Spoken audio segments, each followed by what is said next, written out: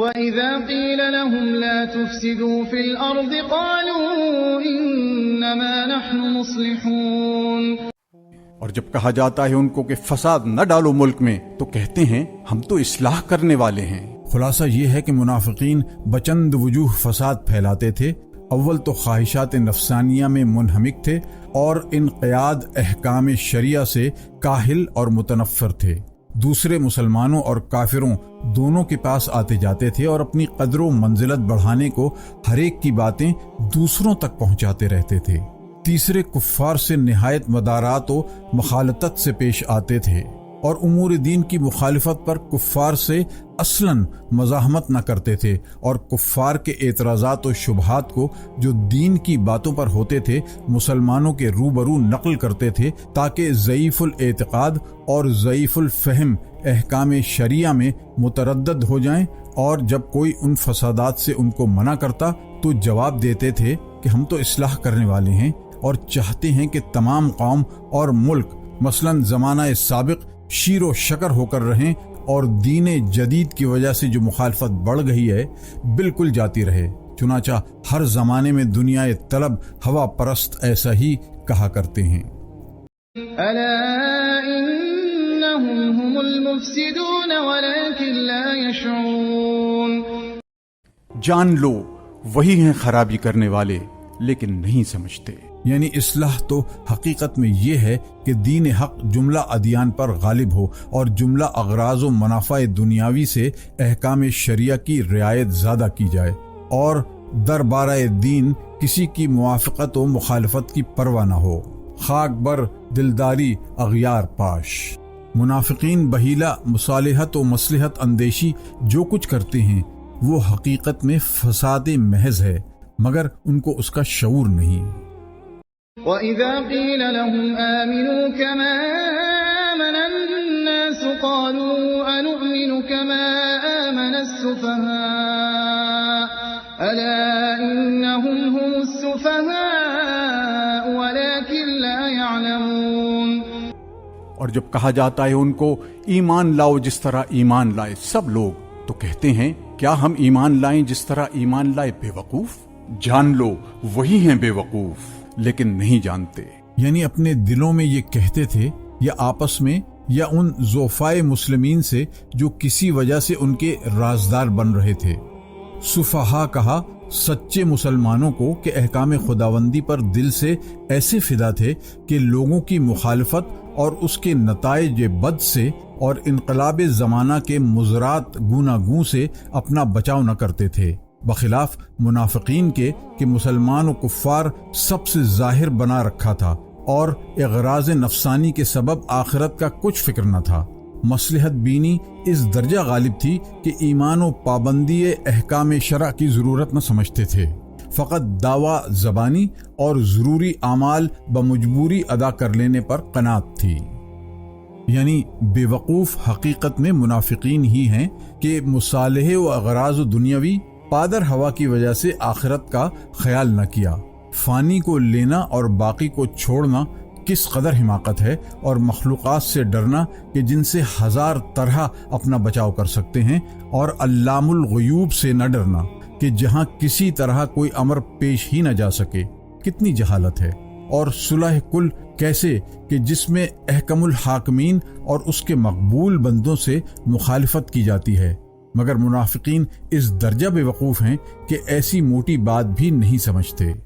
وَإِذَا لَقُوا الَّذِينَ آمَنُوا قَالُوا آمَنَّا وَإِذَا خَلَوْا إِلَى شَيَاطِينِهِمْ قَالُوا إِنَّا مَعَكُمْ إِنَّمَا نَحْنُ مُسْتَهْزِئُونَ۔ اور جب ملاقات کرتے ہیں مسلمانوں سے تو کہتے ہیں ہم ایمان لے آئے ہیں، اور جب تنہا ہوتے ہیں اپنے شیطانوں کے پاس کہتے ہیں کہ بے شک ہم تمہارے ساتھ ہیں، ہم تو ہنسی کرتے ہیں، یعنی مسلمانوں سے۔ شیاطین یعنی شریر لوگ، مراد ان سے یا تو وہ کفار ہیں جو اپنے کفر کو سب پر ظاہر کرتے تھے، یا وہ منافقین مراد ہیں جو ان میں رئیس سمجھے جاتے تھے۔ یعنی کفر و اعتقاد دین کے معاملے میں ہم بالکل تمہارے ساتھ ہیں، تم سے کسی حالت میں جدا نہیں ہو سکتے، یعنی ظاہری موافقت جو ہم مسلمانوں سے کرتے ہیں اس سے یہ نہ سمجھنا کہ ہم واقعی میں ان کے موافق ہیں، ہم تو ان سے تمسخر کرتے ہیں اور ان کی بے وقوفی سب پر ظاہر کرتے ہیں کہ باوجود کہ ہمارے افعال ہمارے اقوال کے مخالف ہیں مگر وہ اپنی بے وقوفی سے صرف ہماری زبانی باتوں پر ہم کو مسلمان سمجھ کر ہمارے مال اور اولاد پر ہاتھ نہیں ڈالتے اور مال غنیمت میں ہم کو شریک کر لیتے ہیں اور اپنی اولاد سے ہمارا نکاح کر دیتے ہیں اور ہم ان کے راز کی باتیں اڑا لاتے ہیں اور وہ اس پر بھی ہمارے فریب کو نہیں سمجھتے۔ اللہ یستہزئ بہم ویمدہم فی طغیانہم یعمہون۔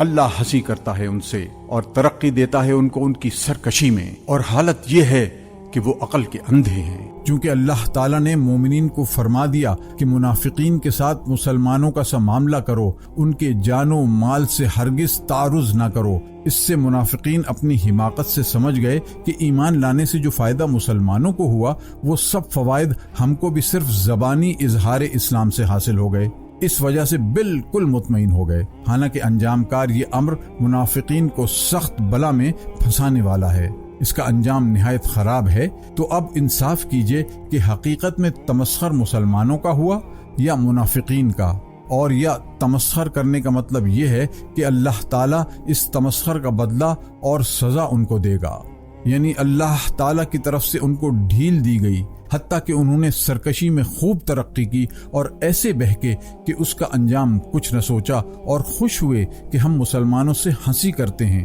حالانکہ معاملہ بالعکس تھا۔ جاننا چاہیے کہ آیت میں فی طغیانہم فعل یمدہم کے متعلق ہے، مگر تراجم دہلویہ جدیدہ میں اس کو یا محون کے متعلق کر دیا، یعنی جس سے معنی بگڑ کر معتزلہ کے موافق اور اہل سنت کے خلاف اور استعمال اہل عرب کے مخالف ہو گئے، جو غلط ہے اور جاننے والے اس کو خوب جانتے ہیں۔ الذين اشتروا الضلالة بالهدى فما ربحت تجارتهم وما كانوا مهتدين۔ یہ وہی ہیں جنہوں نے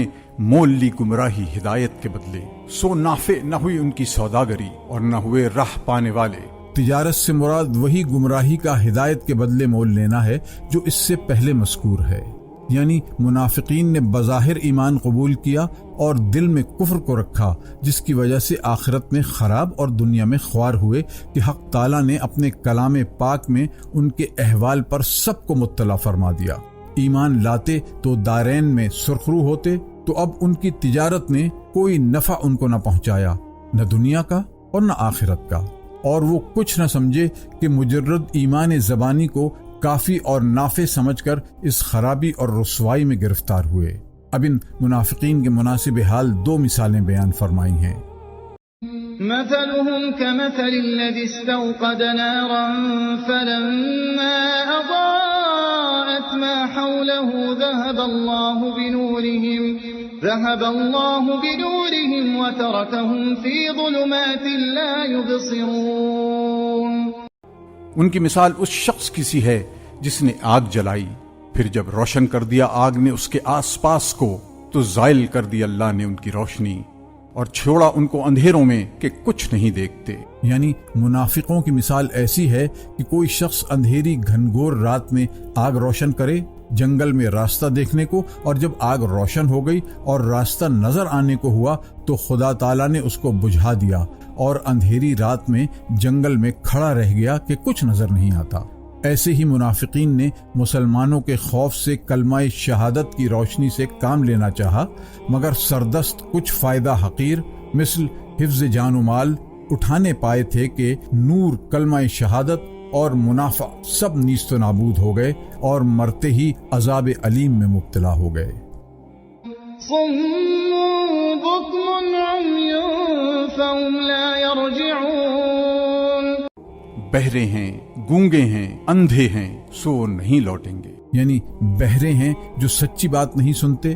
گونگے ہیں جو سچی بات نہیں کہتے، اندھے ہیں جو اپنے نفع و نقصان کو نہیں دیکھتے۔ سو جو شخص بہرا بھی ہو اور گونگا بھی ہو وہ کس طرح راہ پر آئے، صرف اندھا ہو تو کسی کو پکارے یا کسی کی بات سنے، تو اب ان سے ہرگز توقع نہیں کہ گمراہی سے حق کی طرف لوٹیں۔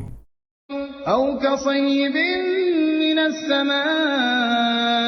فيه ظلمات ورعد وبرق يجعلون أصابعهم في آذانهم من الصواعق حذر الموت والله محيط بالكافرين۔ یا ان کی مثال ایسی ہے جیسے زور سے میہ پڑ رہا ہو آسمان سے، اس میں اندھیرے ہیں اور گرج اور بجلی، دیتے ہیں انگلیاں اپنے کانوں میں مارے کڑک کے،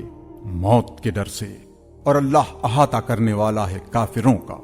دوسری مثل ان منافقین کی ان لوگوں کی سی ہے کہ ان پر آسمان سے میہ شدت کے ساتھ پڑ رہا ہو اور کئی طرح کی تاریکی اس میں ہو، مثلاً بادل بھی تو برتو بہت غلیظ و کثیف ہے، اور قطرات ابر کی بھی بہت کثرت اور ہجوم ہے، اور رات بھی اندھیری ہے، اور تاریکی شدید کے ساتھ بجلی کی کڑک اور چمک بھی ایسی ہولناک ہے کہ وہ لوگ موت کے خوف سے کانوں میں انگلیاں دیتے ہیں کہ آواز کی شدت سے دم نہ نکل جائے۔ اسی طرح پر منافقین تکالیف و تہدیدات شریعہ کو سن کر اور اپنی خواری و رسوائی کو دیکھ کر اور اغراض و مصالح دنیاوی کو خیال کر کے عجب کشمکش اور خوف و پریشانی میں مبتلا ہیں اور اپنی بیہودہ تدبیروں سے اپنا بچاؤ کرنا چاہتے ہیں، مگر حق تعالیٰ کی قدرت سب طرف سے کفار کا احاطہ کیے ہوئے ہے، اس کی گرفت و عذاب سے وہ کسی طرح بچ نہیں سکتے۔